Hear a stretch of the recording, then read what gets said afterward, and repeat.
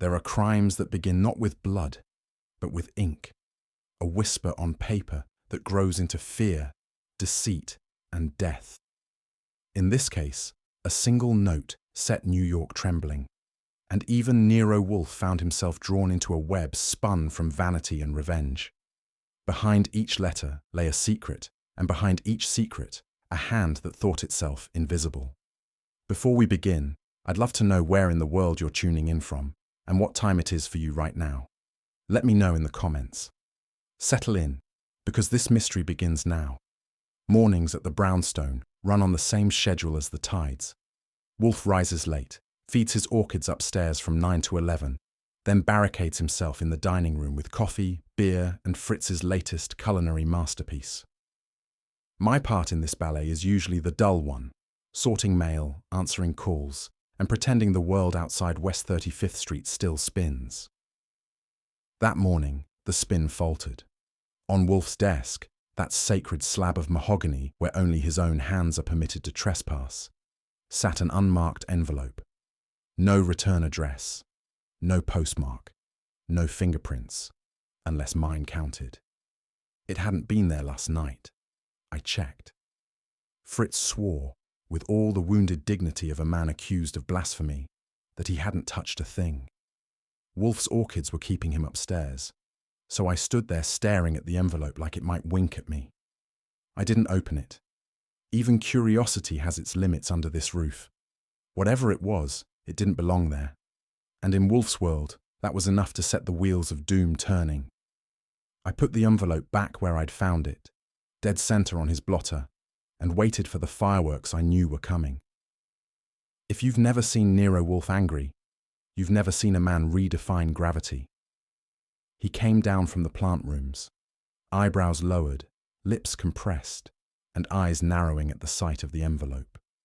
The transformation was immediate, from domestic philosopher to Roman emperor, about to order a public execution. "What is this?" he demanded, as though I'd placed the offending article there myself. "I was hoping you could tell me," I said, giving it my best innocent smile. He didn't smile back. Fritz arrived, clutching a napkin like a white flag. Wolfe grilled him like a suspect on the witness stand. Fritz, saint that he is, protested his innocence with all the theatrical sincerity of a Viennese tenor. Wolfe didn't buy it. "This office is inviolate," he thundered. Nothing is placed upon this desk without my consent." I was tempted to suggest that mail didn't usually wait for permission to arrive, but I was in no mood to become the next casualty. He glared at the envelope as though it might explode, then jabbed a finger toward me. "Open it," he ordered. When Wolfe's pride is wounded, there's no reasoning with him. And judging by the look in his eyes, someone had just taken a hammer to it. I tore open the envelope, while Wolfe leaned forward like a hawk watching its dinner twitch. Inside was a single sheet of paper, folded twice. The typewritten message read, "By the time you read this, one man will already be dead. You'll know his name." No salutation, no signature, no hint of origin, just a prophecy in plain courier type. For a full 10 seconds, Wolfe didn't speak. His eyes moved over the words once, twice, then lingered on the period at the end, as if punctuation might hold the key to motive. "Well?" I asked. "Is this where we call the precinct? Or the undertaker?" "Pfui," he muttered, which is his way of insulting both options. An anonymous imbecile's performance in melodrama. "Could be," I said. "But it's a gutsy imbecile who sneaks into your office to deliver the script." That earned me a slow turn of the head, Wolfe's equivalent of a slap. Do not anthropomorphize idiocy, Archie. It gains strength from attention. He tossed the paper on the desk with surgical disgust and reached for his beer. "Still," he added, "an interesting form of insolence." I knew that tone. He wasn't dismissing it. He was cataloguing it. Whatever the note meant, it had already found its way into Wolfe's mental filing cabinet, somewhere between insults to intelligence and unforgivable intrusions. If I'd learned anything from years under Wolfe's roof, it was this. When in doubt, investigate everything that moves and a few things that don't. So I started my rounds. Fritz confirmed that no one had entered the house that morning. The front door was locked, the mail slot empty, and the cleaning schedule untouched. No strangers, no deliveries, not even a whiff of something foreign, which left only one option. Someone had slipped in before we'd woken up. I checked the vestibule rug for footprints, the hallway for scuffs, and the mail tray for anything out of order. Nothing. The brownstone was as pristine as Wolfe's sense of superiority. When I reported back, Wolfe listened in silence, eyes closed, hands folded across his vest. When I finished, he opened one eye. "Someone has trespassed here, Archie," he said. "That is an act of barbarism." "Sure," I said, "but at least they cleaned up after themselves." He ignored that, which was fair. The man's temper had cooled to a simmer, but I could feel it. Whatever this was, it wasn't just a prank. It was personal. And for Wolfe, that was worse than dangerous. It was motivation. It was a quiet afternoon until it wasn't. The doorbell rang, sharp enough to make Fritz drop a spoon. I opened it to find Inspector Kramer, wearing his usual expression. One that suggested he'd just bitten into a lemon that turned out to be me. "Where's Wolfe?" he barked. "In the same place he's been since Roosevelt was president," I said. "Try his chair." He stomped in without waiting for an invitation. Cigar. Smoke announcing his mood. Wolfe didn't rise, of course, but his eyebrows inched up a fraction, a private semaphore of irritation. Kramer dropped the news like a grenade. Charles Dorrance, dead this morning, poisoned in his study. And somehow, Goodwin, your boss knew before I did. I glanced at Wolfe. He didn't flinch, blink, or even pretend to care. He merely reached for his napkin. "That," he said evenly, "is unmitigated nonsense." But I wasn't so sure. My mind flicked back to the note. "By the time you read this, one man will already be dead." It had sounded theatrical this morning. It didn't anymore. Wolfe dismissed Kramer's glare with a flick of his hand, but as I watched him, I caught a rare moment of uncertainty in his eyes. Fleeting, yes, but real. The prophecy had come due, and the game, whatever it was, had just begun. Kramer paced like a bull in a small ring, barking accusations about leaks, interference, and clairvoyant detectives. Wolfe let him rant until he paused for breath, then interjected in that slow, controlled tone that made even fury sound like scholarship. "Inspector," he said, "you insult both logic and language. If I possessed foreknowledge of homicide, I would not squander it upon a banker." "That's rich," Kramer shot back. "Then explain how that note landed on your desk before Dorrance died." Wolfe's nostrils flared. "I do not explain coincidences until they prove themselves otherwise. You may, however, assure your superiors that I do not employ prophecy as a consulting service." I could almost see Kramer's blood pressure rise. "You're playing games, Wolfe. One of these days—" "One of these days," Wolfe interrupted, "you will remember that I do not kill men for their ineptitude, though at times the temptation is great." Kramer's cigar trembled, but he said nothing. He left in a huff of smoke and indignation. When the door closed, Wolfe leaned back and muttered, "Pfui." I looked at the empty envelope still on the desk and said what we were both thinking. "Looks like somebody's just enrolled us in something nasty." Wolfe didn't answer. He didn't have to. The piece of the brownstone had ended. When Nero Wolfe spends a morning talking to himself, it's usually Latin, which means the rest of us are safer if we keep quiet. That particular morning, the language was English, but the tone was darker than usual. He had been muttering for half an hour about impudence, violation, and the corruption of intellect. I knew better than to interrupt a man philosophizing over his third bottle of beer before noon. Finally, he spoke with the air of a man lowering himself to address a lesser species. "Archie," he said, "you will go and learn who this Mr. Charles Dorrance was, and why his death should be thrown in my face like refuse." "Gladly," I said. "I'll take my gloves. Never know when I might have to dig. Through a millionaire's conscience." Wolfe ignored the remark, his eyes closing as though conversation itself were physical labor. "This business reeks of mischief, not murder," he murmured. "Find me the origin of the odor." I jotted a note, mostly for effect. He had that look, the one that said he'd already assigned blame to the human race. As I reached for my hat, Fritz appeared with a tray. Wolfe reached for his fourth beer. My mission, apparently, was penance for living. The Dorrance place sat on East 73rd, where wealth learns to whisper and carpets never creak. The maid who answered the door looked as if the word detective had personally offended her upbringing. When I showed my card, she hesitated just long enough to register class anxiety before deciding my shoes weren't polished enough for entry. Inside, the silence had weight. The walls carried portraits of dead men who'd probably done their swindling with better table manners than the living ones. Money had settled here a long time ago, and so had something else. Grief didn't live in this house. It had been politely shown the door. The maid led me through to the drawing room, her spine straighter than a metronome.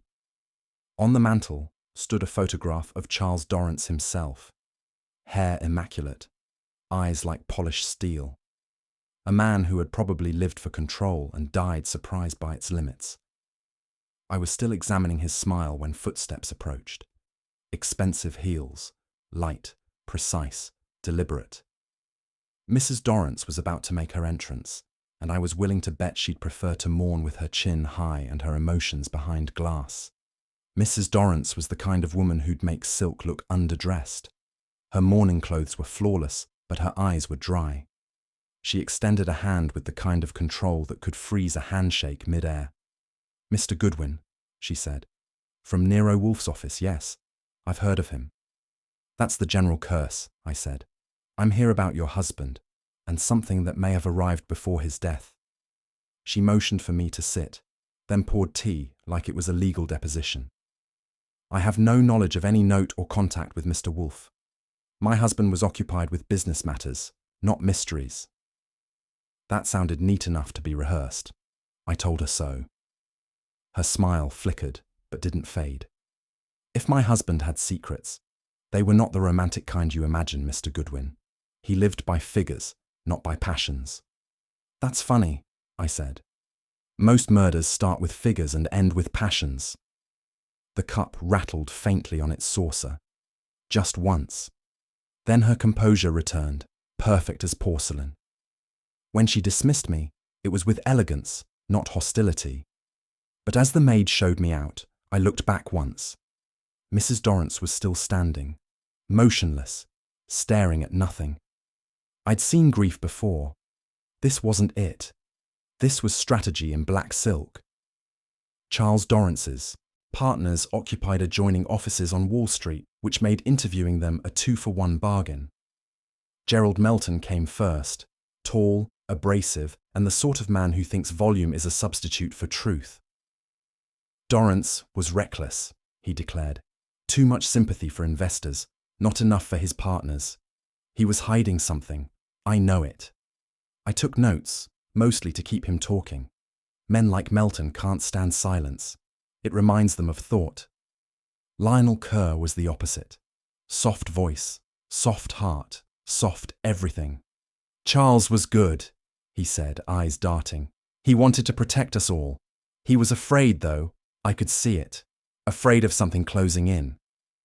So there it was. One partner painting Dorrance as a crook, the other as a saint. Either way, both men looked guilty of something. If not murder, then cowardice. When I mentioned Wolfe's name, Melton laughed too loudly. Kerr didn't laugh at all. I filed that under discrepancies, along with the way Kerr's hands trembled when I asked about Dorrance's last night alive. By the time I left, I had enough contradictions to fill a police blotter. If truth had been currency in that firm, it was long since bankrupt. I was halfway down the marble staircase when I heard my name whispered, like a draft sneaking under a door.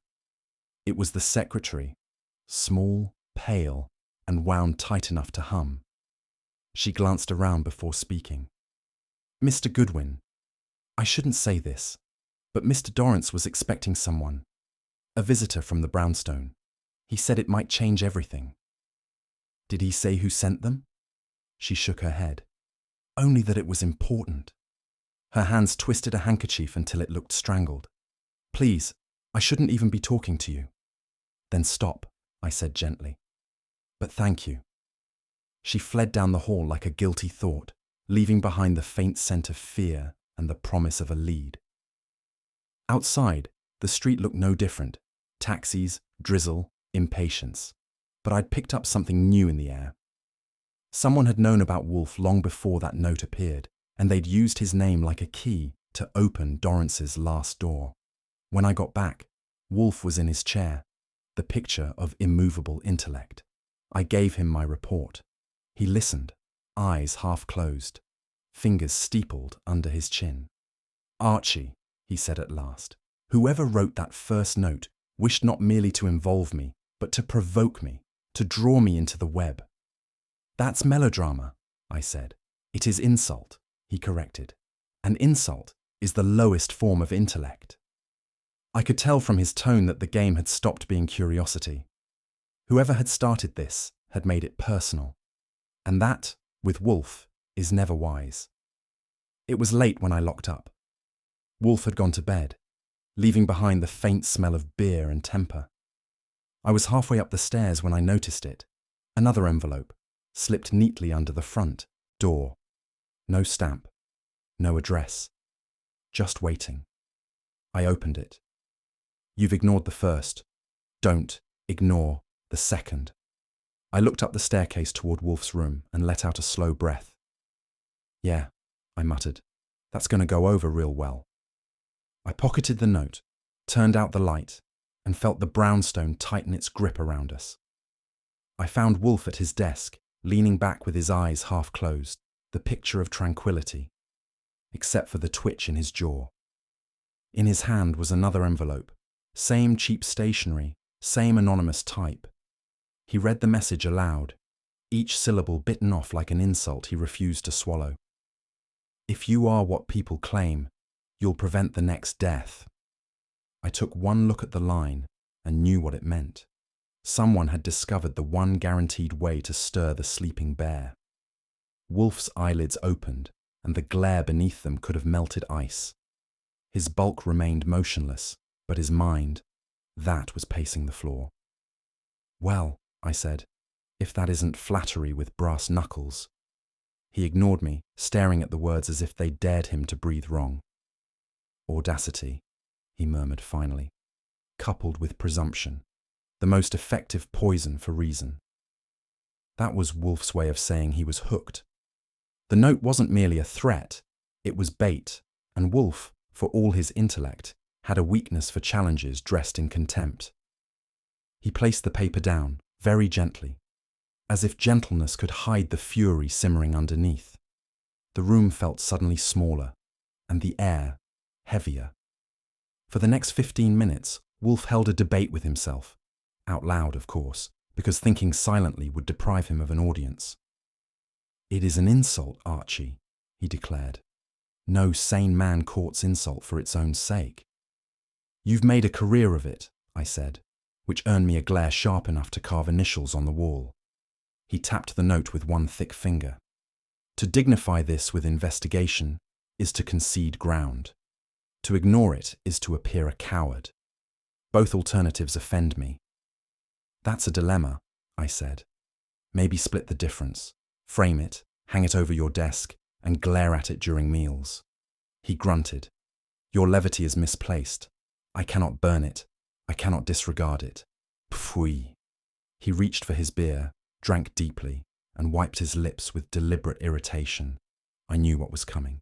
When Wolfe starts enumerating reasons why something doesn't deserve his attention, it means he's already surrendering to it. So I decided to speed the process. Of course, I said, if you don't take the challenge, people might think you're losing your touch. The glass froze mid-air. His eyes narrowed. I'd hit the target dead center. His vanity. The silence that followed was as thick as the beer in his glass. Wolfe stared at the note, then at me, then back at the note. The internal struggle of a man deciding whether to Duel an idiot or ignore him. Finally he sighed, long and theatrical. Very well, the fool has succeeded. Meaning, you will arrange for the late Mr. Dorrance's associates to visit tomorrow. I will determine who fancies himself my provocateur. I jotted it down, though he didn't need reminding. Wolfe never forgot a command once issued. He leaned back, closed his eyes and murmured, "Vanity, Archie, is the strongest spur to intellect, even mine." I smiled. Good, because justice sure wasn't. He didn't answer, but the corners of his mouth twitched. And in Nero Wolfe's world, that was practically applause. The case had begun, not from conscience or curiosity, but from wounded pride. By 4 o'clock the next afternoon, Wolfe's office looked like a polite battlefield. Fritz had set out coffee and finger sandwiches no one would touch. Wolfe sat behind his desk, motionless, mountainous, while I handled introductions like the ringmaster of an unwilling circus. Mrs. Dorrance, dressed in mourning that looked more fashionable than tragic, took the red chair. To her left sat Lionel Kerr, the sentimental partner who smiled too much. To her right, Gerald Melton, who looked ready to punch a corpse for losing him money. The secretary, pale and small, perched on the edge of a chair like she might bolt if anyone sneezed. Kramer hadn't been invited. Wolfe preferred the luxury of unpoliced truth. "I thank you all for attending," Wolfe began, voice calm, deep and dangerous. "We are met, it seems, under a mutual affliction, the persistence of deceit." That landed as intended. Kerr's fingers twitched, Melton shifted, and Mrs. Dorrance tilted her head just slightly. Acknowledgement or defiance. Wolfe let silence settle until it hummed. "Each of you," he said, "knows something you believe trivial. You are mistaken." No one spoke. No one dared. I watched him work the room without moving an inch. You could almost hear his mind adjusting the lens, narrowing the focus, clearing the view. And every breath they took became a confession. It didn't take long for civility to collapse. Melton fired the first shot. "If you're implying one of us had a hand in Dorrance's death, that's outrageous." "Outrage," Wolfe said mildly, "is a convenient refuge." Kerr tried to smooth things over. "Gerald, please." "Don't please me," Melton snapped. "You were closer to him than the rest of us. You tell the truth for once." The widow's teacup clicked sharply against the saucer. "Gentlemen, this display is indecent." "I quite agree," Wolfe said. "But often, indecency precedes revelation." The secretary made a strangled sound. I shouldn't be here." Wolfe raised one finger. "Sit, madam. Truth seldom consults convenience." Then, turning to me, "Beer, Archie." That was Wolfe's version of punctuating a scene. While I fetched the bottle, they all stared at him like marionettes waiting for the next tug. When he finally spoke again, his tone was almost serene. "You may think I preside over a circus. I do not. I preside over consequence, and before consequence concludes, someone among you will speak more candidly." He took a sip, savouring it, perhaps too candidly. I didn't have to look at them to know the air had changed. Tension had a scent, sharp, metallic, and Wolfe had just uncorked it. It was Melton who cracked first. Wolfe had just made an observation, casual, precise, about anonymous letters being a coward's instrument, designed to erode reason while pretending to serve it. Melton rose, face blotched, hands trembling. "You think I wrote them, don't you? You fat—" He stopped himself halfway through the insult, which was wise but insufficient. Wolfe merely lifted an eyebrow. "Sir, if the accusation fits your conscience, that is no fault of mine." That did it. Melton snatched his hat and stormed out, slamming the door so hard Fritz's silver tray rattled in the kitchen. The others sat frozen. The widow dabbed her lips. Kerr muttered something about nerves. The secretary began to cry softly. Wolfe said nothing, but I watched him closely, and I saw it, that faint, almost imperceptible curl of satisfaction. Melton had handed him more than temper. He'd handed him direction. When the last guest departed, Wolfe leaned back, eyes closed, and exhaled as if expelling the collective idiocy of mankind. "Well," I said, "that went smoothly. Nobody died of fright." "Not yet," he replied. He opened his eyes. "Someone in that room wrote the note. That narrows it down to 4. He shook his head. "No, to 1, if the others live long enough." There was a gravity in his tone that stopped my usual retort. "The next death," he murmured, "will be their own doing." And for once, I didn't doubt him. It was just past midnight when the phone rang. Kramer's voice came through, flat and grim. "Gerald Melton's dead. Found him in his car, engine running, doors closed. Looks like suicide." I hung up slowly. Wolfe was still in his chair, wide awake. "Suicide," I said. "The timing is too obedient," he murmured. "No man chooses death to schedule another's convenience." He closed his eyes, as if adding Melton's name to an invisible list. The silence stretched between us, heavy and certain. Whoever had started this game had just taken their second move. When Wolfe decides I should step out with Saul Panzer, it isn't because he doubts my legwork. It's because he respects Saul's. So that morning, the two of us took the assignment of backtracking Gerald Melton's last living hours. It wasn't exactly glamorous. No dames, no danger. Just gasoline fumes, diner grease, and a list of receipts that told a story more orderly than any suicide should be. Melton's trail began at a garage uptown, wound through a corner diner, and ended in a silent house with the engine running. He had eaten steak and coffee, tipped generously, and left a call slip at the payphone. People planning suicide don't generally keep their stomachs full and their bills paid. At every stop, we found precision, the kind that suggested orchestration. Saul, as usual, said little, but when he did, it was worth hearing. "Too clean, Archie. Somebody polish this." I nodded. "Yeah, suicide doesn't usually shine like brass." By dusk, I had a handful of receipts, a few names, and a feeling I couldn't file. Something about the orderliness of it all. Even death, when planned by others, has a strange sense of etiquette, and this one had impeccable manners. At the garage where Melton had parked his car, a jittery attendant gave us the one fact that turned my stomach. "Yeah," he said, rubbing his hands on an oily rag. "He was on the phone before, said he got a call from a guy representing Mr. Nero Wolfe. Fancy talker, real sure of himself." For a second, I thought I'd misheard. "Representing who?" "Wolfe," he repeated. "Said your boss wanted to meet him that night about a confidential matter." That did it. Nothing spikes my blood pressure faster than someone dragging Wolfe's name through mud, except maybe doing it right before a man dies. I took the details down, though my handwriting probably looked like shorthand written in fury. Saul gave me that calm glance of his. Whoever it was knew how to push buttons. "Yeah," I said, and they pressed the biggest one in New York. As we left, I couldn't help picturing Wolfe's face when I told him.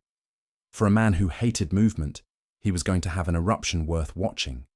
Whoever had used his name had played with a match in a powder room. And I had the unpleasant feeling they knew exactly what they were lighting. I've seen Wolfe angry before, but this was artistry. He didn't shout. He detonated. The moment I told him someone had impersonated him before Melton's death, he rose half an inch from his chair, which for Wolfe qualifies as a sprint, and unleashed a Latin barrage that would have sent Cicero diving for cover. When the eruption ended, he sat, closed his eyes, and said with deliberate calm, "That is not slander. It is an assault upon intellect itself." "Sure," I said. "Ego with vowels." He ignored me, which meant I'd struck somewhere near the truth. Then he drew a deep breath, his face regaining its marble calm. "Find out who it was. Someone seeks not to discredit me, but to use me, as a lever." That was Wolfe, fury compressed into geometry. And me, the lucky messenger still holding the dynamite. Kramer arrived the next morning, kicking the front door open with all the subtlety of a man allergic to politeness. His cigar burned like an accusation. "You've really done it this time, Wolfe," he barked, waving the newspaper. "Half the city thinks you staged Melton's suicide for publicity." Wolfe didn't rise. He simply adjusted his napkin, reached for a slice of Fritz's pâté, and said, "Inspector, you have a genius for locating absurdity and mistaking it for evidence." "That's so." Kramer jabbed the headline toward him. "Financier found dead after Wolfe call." "You want to tell me how your name got in this?" Wolfe sighed. "I do not scatter my name, Inspector. It is borrowed without consent, a habit of rogues." Kramer snorted. "You expect me to buy that? Maybe you should charge admission for these stunts of yours." "I charge for intellect," Wolfe replied. "You, alas, could not afford it." That earned a growl that might have passed for thunder if thunder had lungs full of tobacco smoke. "One of these days, Wolfe—" Yes, Wolfe cut in. "You will put me behind bars, but not today." Kramer's jaw tightened. He turned and stomped out. Wolfe dabbed his lips, serene again. "Archie," he murmured, "we are now officially in the theatre." And as usual, we hadn't bought tickets. When Saul called that evening, his voice was low, precise, and just the right flavour of grim. Melton, it seemed, had been sitting on dynamite, ledgers, correspondence, proof that Dorrance's firm had been bleeding money through a neat little trick called creative accounting. I took that lead and ran it past a few contacts. By midnight, the picture was clear. Melton had planned to blow the whistle, not for conscience, but for leverage. If the scandal broke, Dorrance's widow would have inherited scandal instead of money. Someone, naturally, had decided that silence was cheaper. When I relayed it to Wolfe, he nodded once, eyes narrowing. "Execution disguised as shame," he said softly. "Ingenious and despicable." "Suicide with footnotes," I said. "Neat handwriting, even receipts." Wolfe frowned. "You persist in irony, Archie, as if the grotesque required humour to be palatable." "Well," I said, "it helps the digestion." He didn't smile. "We are now in pursuit not merely of guilt, but of the hand that wields deceit, like craft." Which, in Wolfe's dictionary, meant he was warming to it. That night, the house was unusually silent. Even the orchids seemed to hold their breath. Fritz later told me he'd heard Wolfe speaking to himself among them. A murmur carried through the open vent. 3 moves ahead, Wolfe was saying, but to what end? I'd heard him use that tone before, not anxiety exactly, but the pause between certainty and revelation. For all his genius, Wolfe was human enough to feel the tremor of not knowing. When he emerged later, he looked as though he'd shed a layer of fatigue but kept the worry. "Archie," he said, "the enemy is articulate. Too articulate." That was all. He climbed the stairs, leaving behind an air that smelled faintly of orchids and unease. The next morning, I went to fetch him from the greenhouse. He was nowhere in sight, just rows of orchids glowing in the warm mist.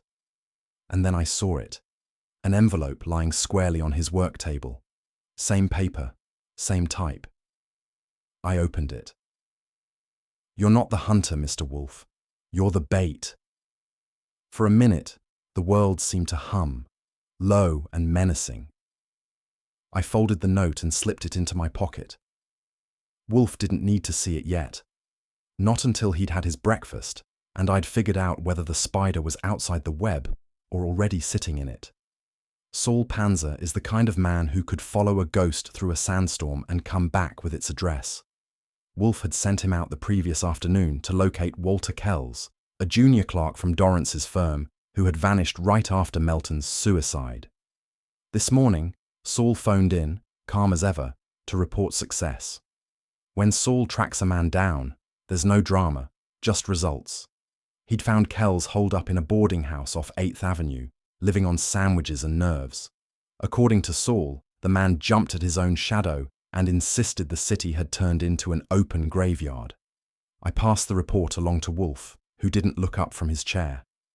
"Commendable," he said, as if Saul had merely fetched groceries. I said, "You know, it's almost unfair. Saul could probably tail his own reflection and still get there first. Then, Wolfe murmured, he and I share a gift. Discernment without movement. That was Wolfe's way of saying he'd been thinking, not resting. And if he was thinking about Kells, it meant the man wasn't just missing anymore. He was relevant. Saul was bringing him in that evening. I had the feeling it wouldn't end with coffee and pie. We met Saul and Walter Kells at a small diner on Lexington that smelled of fried onions and panic. Kells was pale, twitchy, and looked as if he'd been living on borrowed courage and cheap coffee. His suit was wrinkled, his eyes worse. He wouldn't touch the food Saul ordered, just kept glancing toward the door like a man expecting his name to be called by death itself. Relax, I told him. If you're planning on fainting, at least wait till dessert. He gave a weak smile, the kind that doesn't reach the eyes, and said, You don't understand, Mr. Goodwin. They know I talked. They always know. Who's they? I asked. He hesitated, his fingers worrying the edge of his napkin. Mr. Dorrance wasn't the man people think he was. Saul gave me a look. Quiet encouragement to let him talk. Kells's voice dropped. The night before Mr. Dorrance died, I saw someone tampering with his drink. I leaned forward, pulse steady but brain awake. Who? He swallowed hard. I can't. He didn't finish the sentence. But the way his eyes darted toward the door told me that whatever he feared wasn't imaginary, and it was getting closer. It started like any other half-finished confession. Nervous witness, suspicious death, too many pronouns. Kells clutched his cup like it was holy water and whispered, He was there after hours. Someone from the firm. I saw him pour something into Mr. Dorrance's glass. Who? I pressed. Kells's mouth opened, but no sound came out. Then his eyes rolled, his breath hitched, and he grabbed his throat. The cup fell and shattered, coffee splashing over the table like a dark exclamation point. Saul was out of his chair in a heartbeat, but it was no use. By the time we reached him, Kells was gone, not running, not breathing. Poison again. I've seen death before, but there's something especially cruel about it cutting a man off mid-sentence. You feel cheated, like the truth was a word away, and you'll never hear it. The waitress screamed. Saul took care of the mess quietly, as he always does. I pocketed the napkin Kells had been shredding. A reflex. Sometimes, a man's hands say more than his mouth. When the ambulance came, Saul just looked at me and said, Too neat. He was right.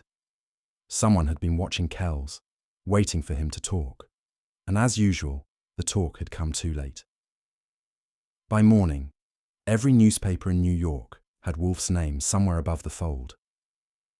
Famous detective entangled in triple death mystery. Wolfe's shadow over Wall Street. You'd think he'd personally handed out the poison. I was still reading when the phone rang. Kramer's voice came down the line like a bark through a brass horn. You enjoying the headlines, Goodwin? Tell your boss he's made quite the splash. He doesn't swim, I said. Then tell him to stop throwing bodies in the pool. Before I could return the favour, he hung up. When I relayed it to Wolfe, he grunted. Inspector Kramer confuses notoriety with causation, a common weakness. Yeah, I said, but not fatal, yet. He didn't answer. He just reached for the morning paper, studied it for a moment, and then dropped it on the floor like a contaminated specimen. Wolfe hates public attention the way most men hate tax audits. But this was different. His name, attached to 3 corpses and an unsolved puzzle.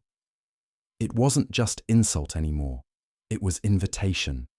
And knowing Wolfe, he was going to RSVP in person, metaphorically of course. The brownstone had gone unnaturally quiet. Fritz tiptoed through his own kitchen, and even the phone seemed reluctant to ring. Wolfe sat in his chair with a notebook, open and 3 pens arranged like surgical tools. On the desk lay the anonymous notes, the ones that had started it all, aligned with the precision of evidence in court. For hours, he said nothing, No beer, no interruptions, no visible motion. Just the steady, deliberate examination of each curve and line of handwriting. "Do I dare ask what you're looking for?" I ventured at last. He didn't glance up. Certainty. "Find any?" "Not yet, but silence," he said softly, "is eloquent if one listens properly." So we did. The clock ticked. Fritz and I exchanged whispers that felt illegal. Wolfe turned a page in his notebook. The tension in the room was a living thing. When he finally looked up, I almost missed the shift in his eyes. From observation to conclusion. Something had clicked. I could feel it. But Wolfe didn't speak. Not yet. And the silence grew heavier, as if the walls themselves were waiting for his verdict. When Wolfe finally broke the silence, it was with that low, measured tone he reserves for logic polished to perfection. "Archie," he said, "these notes were not the work of one person." I glanced up. "You mean more than one nut job?" "One penmanship," he corrected, "cannot simulate two minds. The first hand, neat, hesitant, almost supplicating. The second, aggressive, assured, and deliberate. They are antithetical. One warns, the other commands." I studied the samples he'd separated. He was right, of course. Wolfe's eyes moved between them like a judge passing sentence. "The first," he continued, "sought to forestall a crime. The second sought to complete it." "So," I said, "a duet. One scared soul, one killer with rhythm." He actually allowed a hint of a smile. "A distinction, Archie, with fatal consequences." He leaned back, satisfied, fingers interlaced on his chest. It was the first time in days I'd seen him calm. But I knew that calm, the kind that comes just before a storm. The pieces were starting to arrange themselves, and Wolfe, finally, was ready to play conductor. When Wolfe told me to summon the widow, the surviving partner, the secretary, and Kramer, I didn't bother arguing. You don't question a man who treats murder like a chess match, and has just decided it's time for checkmate. "I take it this isn't for cocktails," I said. "No," he replied. "It is for truth, and truth, Archie, is rarely served cold." His tone was so final, I didn't even ask what role Kramer was meant to play. Probably witness, possibly executioner. As I made the calls, Fritz hovered in the doorway, nervous as a choir boy in a courtroom. "Another dinner, Mr. Goodwin?" he asked. "Not exactly," I said. "More like a sentencing." And when I hung up the last phone, I couldn't shake the feeling that Wolfe wasn't just setting the table for others. He was baiting it for himself. It takes a cataclysm to pry Nero Wolfe out of routine, and a full-blown apocalypse to make him host dinner. So when he instructed Fritz to prepare a meal of suitable excellence for 5, I knew the evening was going to be less about food and more about fireworks. The guest list read like a confession waiting to happen. Mrs. Dorrance, the surviving partner, the secretary, and Inspector Kramer, with Wolfe at the head and me in the role of reluctant maitre d'. I told him the spread would be wasted on suspects. He grunted. "Archie," he said, "truth digests best under pressure. Hunger and guilt are seldom compatible." Fritz outdid himself, naturally. The table gleamed like diplomacy before war. I couldn't resist a comment. "The food will be the only innocent thing served tonight." Wolfe didn't respond, which meant he agreed. He simply leaned back, folded his hands over his girth, and stared at the empty plates as if he already saw guilt reflected in the silverware. By the time the first knock came, the air in the office was thick enough to slice. Wolfe exhaled once, calm and final. "Show them in, Archie," he said. "Dinner is the prelude to confession." There's an art to watching people pretend civility. The widow arrived first, dressed in black, attitude in grey. Then came the secretary, pale and tremulous, followed by the surviving partner, whose handshake felt like sandpaper wrapped around suspicion. Kramer brought up the rear, grumbling about Wolfe's circus. They took their seats around the mahogany table, each one eyeing the others like polite prisoners awaiting sentence. Wolfe, of course, presided like a patient emperor, "Thank you for attending," he said, voice mild but weighted. "I regret the necessity. That was wolf speak, for one of you is lying, and I intend to prove it before dessert." Conversation began with the delicate awkwardness of people testing an ice-covered pond. The widow complimented Fritz's cooking. The partner agreed too quickly. The secretary laughed once, a nervous, fragile sound that cracked the air like glass. Kramer's cigar smouldered unlit beside his plate. "This had better not be theatre, Wolfe." "Inspector," Wolfe replied without glancing up. "Theatre presupposes imagination." From where I sat, I could see the tension tightening every face. Each fork movement, each glance, small betrayals. Wolfe didn't touch his food. He was feeding on something else entirely, human frailty, served fresh. Wolfe began, as he always does, softly, politely, with a scalpel instead of a hammer. "Mrs. Dorrance," he said, "your late husband was a man of thorough habits. Yet he maintained a locked cabinet at his office, one even his partners could not access. You, madam, referred to it once as his conscience in a drawer. Why?" The widow stiffened. It was a figure of speech." "Indeed," Wolfe murmured, "but some figures of speech conceal figures of guilt." Before she could reply, he turned to the partner. "Mr. Kerr, or should I say, Mr. L. Carrington, as you signed in correspondence to the Barrow account." Kerr blinked, colour draining. That was a clerical error." "Of course," Wolfe said.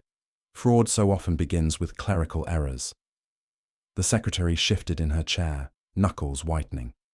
Wolfe's eyes, half-lidded, found her next. "Miss Allen," he said, "when handwriting was mentioned earlier this week, you displayed an unusual discomfort. Should I assume that stems from ignorance or practice?" The silence was suffocating. Even Kramer stopped breathing. I could almost hear the gears turning behind Wolfe's calm gaze. He was dissecting them word by word, and they were already bleeding truth. It was Mrs. Dorrance who cracked first. They always do. The ones who think control is composure. Her hands trembled just enough to make the silverware sing.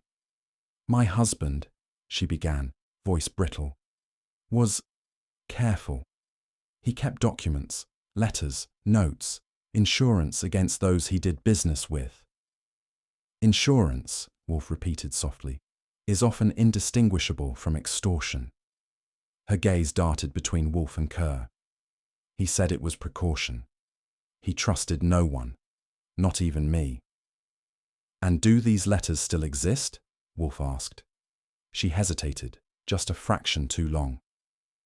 I don't know. Perhaps in that locked cabinet." Wolfe's eyes narrowed, and for a moment the temperature in the room seemed to drop. "So, Mrs. Dorrance, your husband anticipated betrayal, a prudent man. Pity his foresight failed to include murder." The widow paled.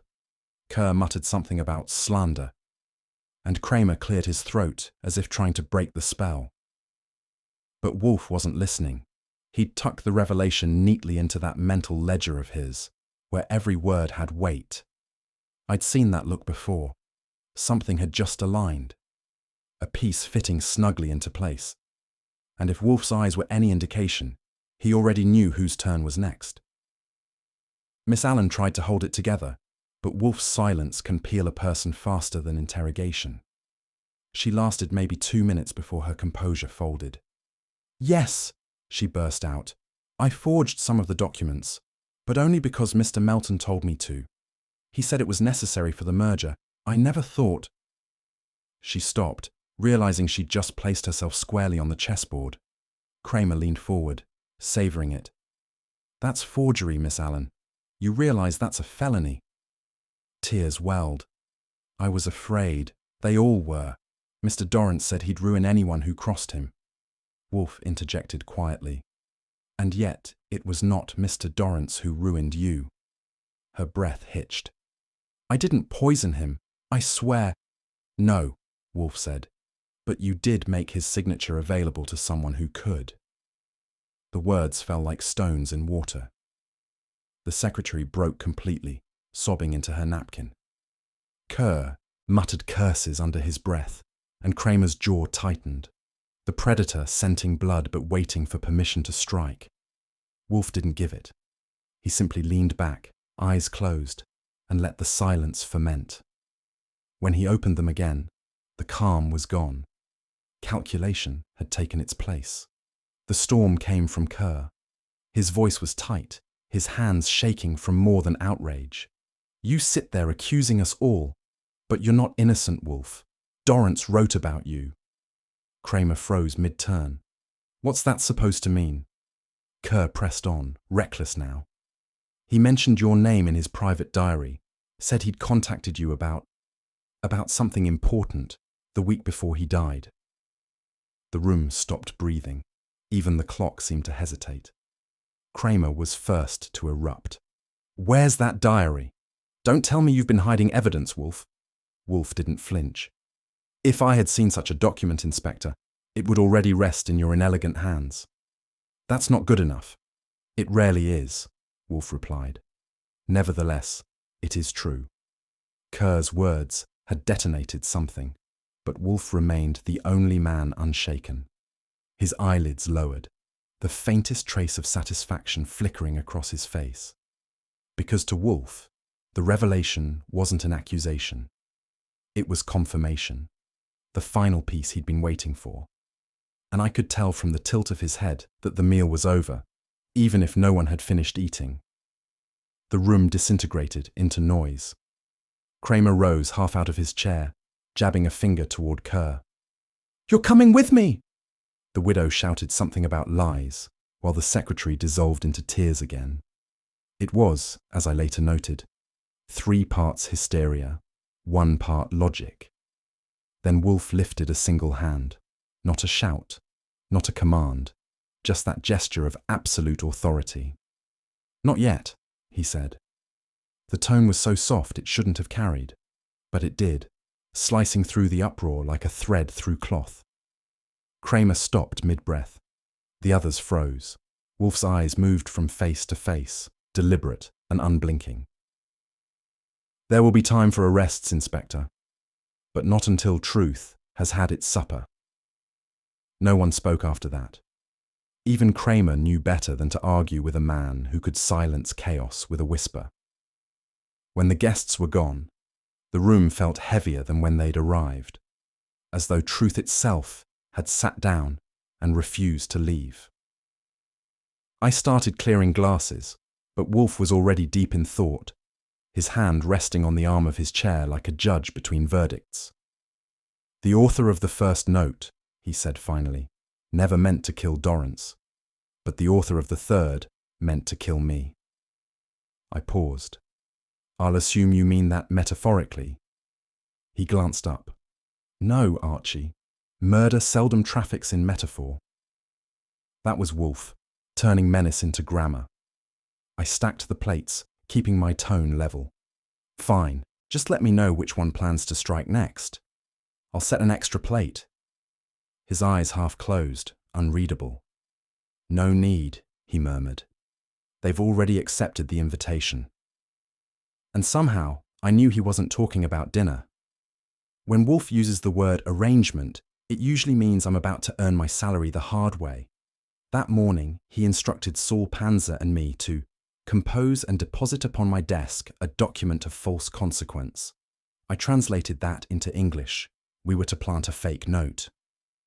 The note, Wolfe said, shall assert that I have discerned the murderer's identity. It must sound authentic, yet not artful. Meaning, I said, baiting a shark with stationery. He ignored me, naturally. Saul took the assignment with his usual quiet competence, already outlining fonts and phrasing as if we were forging a diplomatic treaty. I drafted the text, brief, vague, dangerous. Wolfe approved it with a nod. At first glance, it seemed absurd. Wolfe, who detests deceit in others, was now staging one of his own. But beneath that bulk and calm was a mind drawing its net tighter. When we were done, the note sat squarely on his desk, a silent dare to the unknown hand that had already trespassed once. "Now," Wolfe murmured, "we shall see whether guilt has curiosity enough to call." And with that, the trap was set, elegant, invisible, and waiting. Evening settled over the brownstone like a curtain before a play. Wolfe sat reading Plutarch as if nothing in the world could disturb him, while Fred Durkin and I kept the kind of silence only men expecting trouble can manage. The office looked unchanged. Same order, same scent of cigars and orchids. But the air was different. Every tick of the clock sounded like a footstep on gravel. Wolfe pretended indifference, though I knew that behind those half-lidded eyes, he was measuring probabilities with surgical precision. Fred sat near the hall, alert but patient. I stayed closer to the desk, pretending to read the evening paper. Hours passed. Wolfe turned a page. Fred yawned quietly. My mind ran ahead, painting every creak of the house into suspicion. It was the kind of suspense Wolfe thrived on, intellectual, motionless, merciless. And as the clock neared midnight, I found myself wondering not whether someone would come, but what kind of fool would dare enter Wolfe's sanctum uninvited? The answer, as it turned out, was already breathing our air. It began with a creak, soft, deliberate, the kind of sound no building makes by accident. Fred's head snapped up. I moved before thinking, light and quiet across the rug. Another faint noise, then the unmistakable whisper of fabric against wood. We cornered the figure near Wolfe's desk, small, trembling, wrapped in the kind of fear that makes no effort to disguise itself. It was the widow's secretary, Miss Allen. I lowered my voice. "You have an unusual sense of timing, Miss Allen. People don't usually break into Nero Wolfe's office unless they're suicidal or subpoenaed." She stammered something unintelligible, eyes fixed on the note lying where Wolfe had left it. Her hand twitched toward it, not greedily, but desperately. Fred blocked her path. "That's close enough." Her breath came in shallow bursts. "Please, you don't understand. I had to," he said. I didn't need Wolfe's intellect to see she was half mad with fear. What I didn't know yet was whether she'd brought it with her or if it was waiting inside the house. Either way, I had questions, and she had the look of someone about to answer them all, badly. I got her seated, though she looked more likely to dissolve than sit.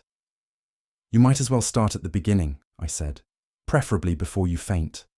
Her fingers twisted the hem of her sleeve. "I came for the note. He told me it would destroy them all if it stayed here." "He?" I asked. She hesitated, eyes darting toward the shadows as if expecting them to answer. "I don't know his name, only that he knows Mr. Wolfe's habits, when he reads, when he eats, when he leaves the orchids." That hit colder than I liked. Wolfe's routines were legend, but only a handful of people had ever been inside long enough to observe them. "He made me deliver the others," she said. "The notes. I didn't write them. I only carried them." "Why?" She shook her head. "Because he said if I didn't, someone else would die." Her voice broke on the word die. That's when I knew she wasn't lying, or at least not about everything. Fear that deep doesn't perform. It corrodes. And somewhere in that corrosion, I sensed the shape of the truth beginning to show through. The door opened, and Wolfe entered as though summoned by gravity, dressing gown immaculate, eyes like polished stone. The secretary flinched. "Miss Allen," he said, "you have transgressed in two ways, by intrusion and by silence. The first I tolerate for necessity. The second, I shall not." His tone was calm, but it had the precision of a blade. "I didn't mean, I only wanted to retrieve what does not belong to you." "Yes." He moved no closer, but his presence filled the room. "Who sent you?" "I can't." He would what? Kill you?" "My dear woman, that is already his intention. You are useful only while you obey. After that, you are testimony." She started trembling. You don't understand. I understand perfectly. You delivered his notes, you obeyed his threats, and you arrived tonight because fear taught you obedience. I am offering you a rarer gift, immunity through honesty. She looked up, eyes glistening. You'd protect me. Protection is conditional, he said. Truth is not. The silence stretched. Archie, Wolfe said without turning his head, remove the false note. It has served its purpose. I folded it away. The air in the room felt charged, like the moment before a verdict.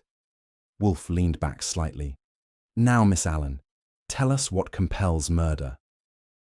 And for once, even I wasn't sure he was asking rhetorically. The story came out in fragments, each one pulled by Wolfe's precision, like silk from a cocoon. The man had been one of Dorrance's senior partners, the quiet type, with influence enough to be invisible. He'd blackmailed her into carrying the first note, then the second, claiming it would balance the scales. She believed him until Melton died. After that, she tried to stop. He'd reminded her what disobedience cost. He controlled everything, she said faintly. The letters, the money, even the fear. He said Mr. Wolfe would finish what he started, that you'd make it all come true. Wolfe didn't blink. He overestimated his cleverness, a common malady among men who imagine themselves authors of fate. I watched her collapse inwardly, the fight draining out of her. Wolfe's stillness was unnerving. He absorbed confession the way dry soil drinks rain, completely, leaving nothing visible behind. When she finished, he simply said, "Thank you." And though it sounded polite, it carried the weight of an epitaph. The room fell silent. The woman's breathing was shallow, her eyes glassy with exhaustion. Wolfe's gaze rested on her for a long moment, then drifted to the empty space above his desk, as if he could already see the end written there. "I know who killed them all," he said quietly. I waited for the flourish, the pronouncement, the usual fanfare. None came. Instead, his voice softened to something almost mournful, but proving it requires one final deceit. That line hit harder than any declaration. For Wolfe, deceit was both necessity and damnation. I wanted to ask what he meant, but his eyes were closed, retreating inward, sealing the revelation behind them. Whatever came next would not be improvisation. It would be orchestration. And somewhere, the murderer, whoever he was, had already been written into the final act. Preparing Wolfe's office for a full house is something between rearranging a cathedral and staging a trap. I moved chairs, trimmed orchids, and made sure Fritz had enough coffee ready to keep Kramer civil, a task equal to feeding a lion lettuce. Wolfe, meanwhile, oversaw the proceedings from his desk, issuing occasional remarks that combined aesthetic fastidiousness with pure tyranny. By 6 o'clock, the brownstone was primed for what I called a social gathering in purgatory. First through the door came Mrs. Dorrance, dignified and trembling in equal parts. Then the secretary, all nerves and downcast eyes.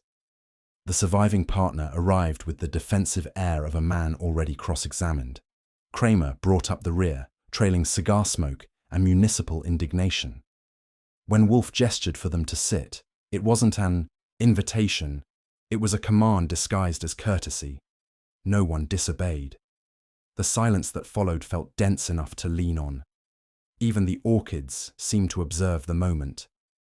Wolfe folded his hands, his expression unreadable. "You will pardon the unconventional arrangement," he said at last. "We are convened not for justice, that is Kramer's province, but for truth, which belongs to me." And with that, court was in session. Wolfe began with the solemnity of a priest addressing sinners too polite to confess. "Each of you," he said, "has participated, whether by will or ignorance, in a concatenation of fear. And fear, once provoked, feeds upon itself with no master but death." Kramer made a sound halfway between a cough and a protest. Wolfe dismissed it with a glance sharp enough to shave bark. "Archie Goodwin, stenographer of doom, that's me. stayed quiet, noting that Wolfe's tone could turn a confession into a dissertation on ethics. He leaned slightly forward, eyes half-lidded, as though peering into minds rather than faces. The sequence of events, he continued, began not with poison or deceit, but with presumption. A man, ambitious and frightened, chose to impersonate destiny. The widow stirred. The secretary's breathing quickened. Wolfe let silence carry its weight before adding, "You have all suffered from his arrogance. So have the dead." Kramer grunted. "You going to name him, or read philosophy?" Wolfe didn't even glance his way. "Patience, Inspector. Logic, unlike emotion, requires sequence." And from that moment, the room ceased to belong to anyone but Nero Wolfe. He wasn't performing. He was dissecting. "The first note," Wolfe said, touching the paper before him, "was not anonymous." That earned him the room's full attention. Even Kramer stopped breathing smoke long enough to listen. "It was written," Wolfe continued, "by Charles Dorrance, addressed not to another, but to himself. A private memorandum intended to chronicle a betrayal he suspected, but could not yet prove." Mrs. Dorrance gasped softly, her composure cracking at the edges. "You mean my husband?" "Yes, madam. He foresaw treachery and recorded it as a safeguard. Ironically, it became his epitaph." The secretary's hand flew to her mouth. Kerr, the surviving partner, muttered something about absurdity, which Wolfe ignored. I watched Kramer's eyebrows rise with a kind of reluctant admiration. The inspector didn't like being outpaced, but he appreciated precision when it bled truth. Wolfe went on, his tone clinical. He wrote the warning to himself, predicting that by the time it was read, he would already be dead. And indeed, he was. Mrs. Dorrance whispered, "He knew." "He suspected," Wolfe corrected. "Knowledge came too late." That quiet correction seemed to echo. And though I'd seen him dismantle more complicated cases, this one carried a peculiar weight, the melancholy of a man proving foresight fatal. Wolfe's gaze travelled from the widow to Kerr, pausing long enough to make him visibly uncomfortable. "The second and third notes," he said, "were not written by Dorrance. Their author was the man who killed him, a manipulator who understood that vanity, properly engaged, can serve as both snare and spectacle." Kramer muttered, "You mean someone used you as bait?" Wolfe inclined his head slightly. "Precisely. The second note was designed to provoke me, to stimulate curiosity and invite intrusion. It succeeded. The third, to misdirect suspicion and hasten destruction. It also succeeded." I couldn't resist adding, "That's the danger of advertising, boss." He ignored me. Few men would dare toy with my name. Fewer still would risk discovery by their own words. I watched him touch the papers again, almost tenderly. He mistook intellect for immunity. He believed I could be goaded, and he was right. But what he failed to foresee is that even vanity, once wounded, can reason. The line hung there like smoke. And I thought, not for the first time, that if anyone ever tried to bait Wolfe again, they'd need more than forged stationery and nerve. They'd need resurrection privileges. Wolfe's tone softened, though it lost none of its precision.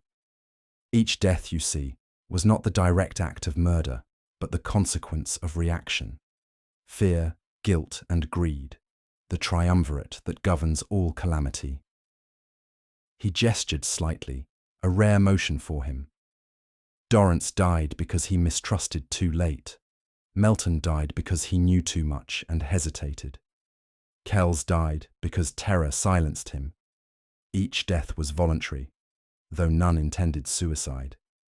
Each was precipitated by the manipulation of conscience. The widow's knuckles whitened around her handkerchief. Kerr stared at the carpet as if hoping it might offer an exit. Even Kramer, professional skeptic, looked momentarily subdued. Wolfe continued. The murderer, therefore, did not merely kill bodies. He orchestrated collapse. And each of you, by fear, by silence, by ambition, contributed your measure to the melody.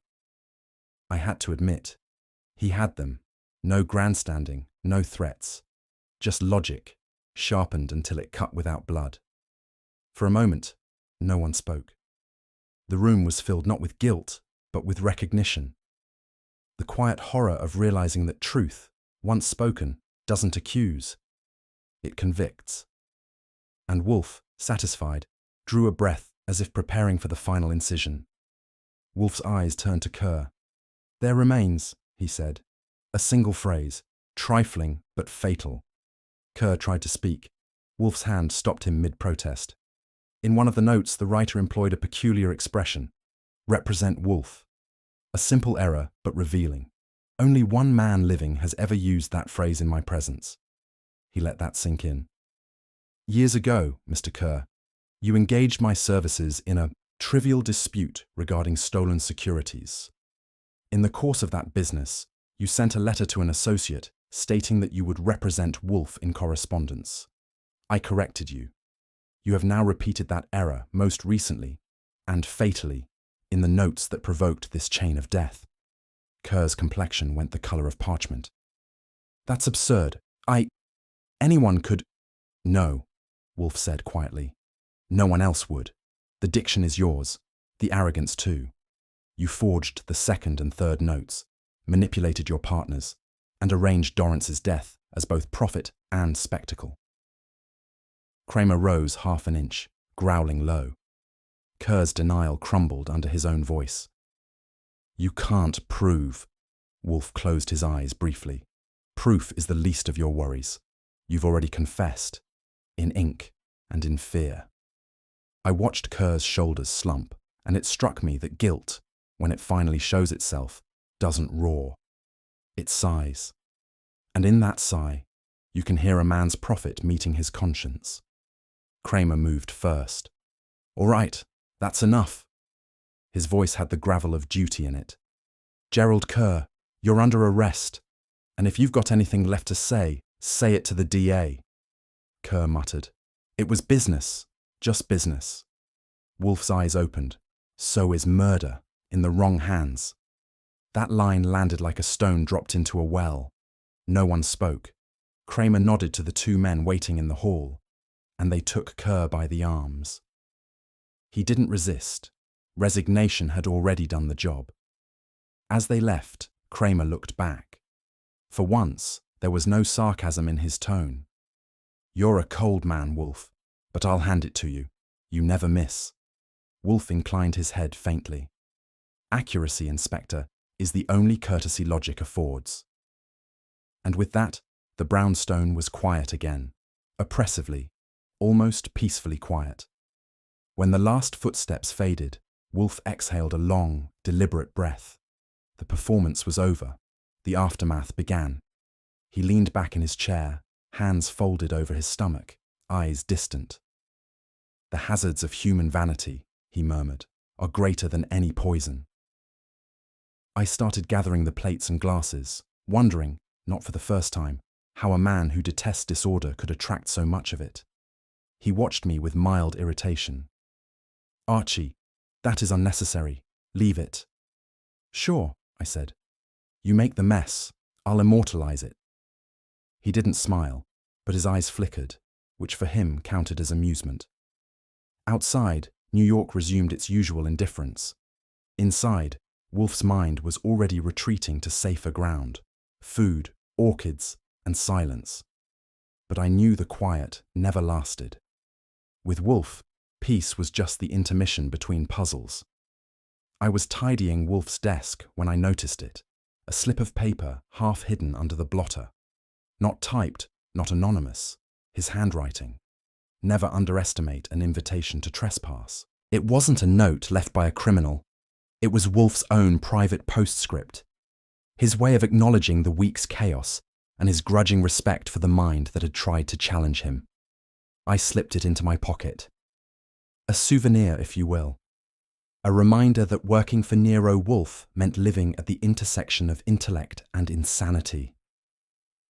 From the kitchen came the faint clatter of Fritz preparing midnight coffee. "Boss," I called. Next time we get an unmarked envelope, let's just ignore it." His voice drifted back, calm as ever. "Nonsense, Archie. Curiosity is civilization's only vice worth keeping." I grinned. "Yeah, but next time, let's bolt the door." This closing chapter mirrors Rex Stout's signature rhythm, Wolfe's intellectual domination, Archie's sardonic observation, and the moral aftertaste of logic triumphing over vanity. In the quiet that followed, the city seemed to exhale. Another riddle solved, another vanity laid bare. Wolfe had returned to his orchids, the world restored to order, yet somehow smaller for the knowing. The notes had stopped, but their echo lingered, a reminder that even intellect, when challenged by pride, can become a dangerous game. What do you think? Was justice truly served, or merely balanced on the edge of reason? Let me know your thoughts in the comments, and if you enjoyed the mystery, be sure to like the video, share it with someone who loves detective stories, and subscribe for more. Not every case ends with applause, but the truth, once found, always echoes.